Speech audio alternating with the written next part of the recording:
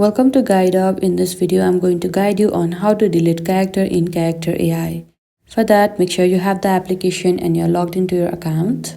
Now, one thing you need to remember is after you create yourself a character on Character AI, you won't be able to delete it permanently. However, you can hide it or private it, and I will be showing you it step-wise.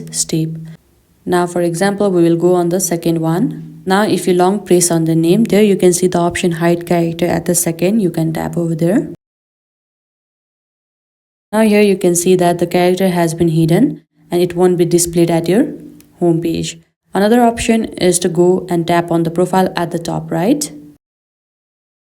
Currently, you can see that the character I have created is in public mode.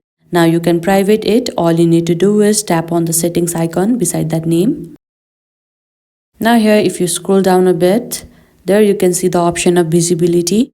And in visibility, there are three options: public, unlisted or private. Now all you need to do is tap on private and tap on save. Now you can see that your character is in private and no one can talk to your character. And this is how you can hide or private your character, but you can't delete character in Character AI.